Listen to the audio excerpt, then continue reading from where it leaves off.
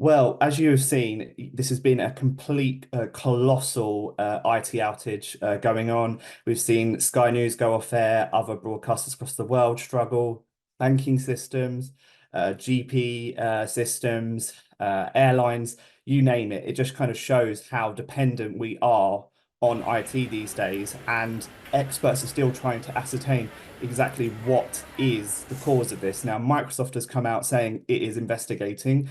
People across the world have been saying that they've been getting the dreaded blue screen of death, which we've all seen before, which is not ideal as people are logging into work on a Friday morning. And then it's also been linked to another company called CrowdStrike. Now, they are a US cybersecurity company.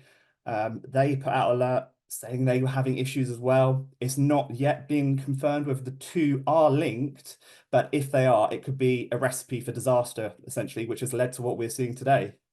Part of the problem is these days there's obviously so many large companies and dependent on so few companies to manage the resources. So if one goes down, then essentially it's a domino effect and everyone else suffers. So it just shows you how we should be aiming to kind of diversify and have backup systems when things go wrong, because otherwise that's what happens today.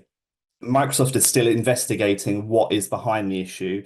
It said that there's an issue impacting users' ability to access various Microsoft 360 apps and services. So this is the services that many companies rely on, essentially for email, data, just about everything. And again, it just shows you that when you rely on one company, if something does go wrong, then you risk losing everything unless you have backup mechanisms in place.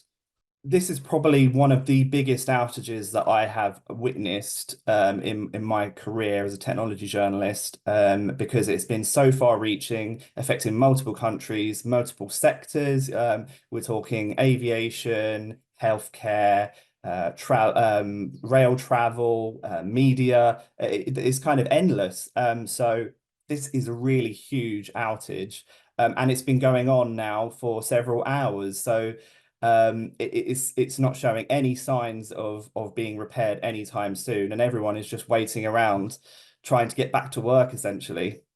Often with outages, they're kind of, these glitches come along, they may last 10 minutes, and there's a very brief minute, a moment of frenzy around them. But with this one, it has gone on, it's stretching into hours, and there is no end in sight at the moment. And nobody really seems to know when it's going to end.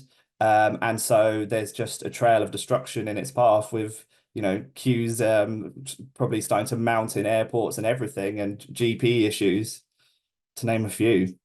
The issue is largely affecting businesses that rely on these systems rather than individuals. So the everyday person is fine with their day-to-day life, but with their work life, especially if they're working from home, they or even in office, they could be having trouble right now.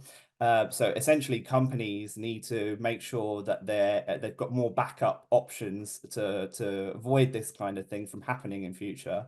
And essentially, the only thing I can say to people is to enjoy your Friday without any work.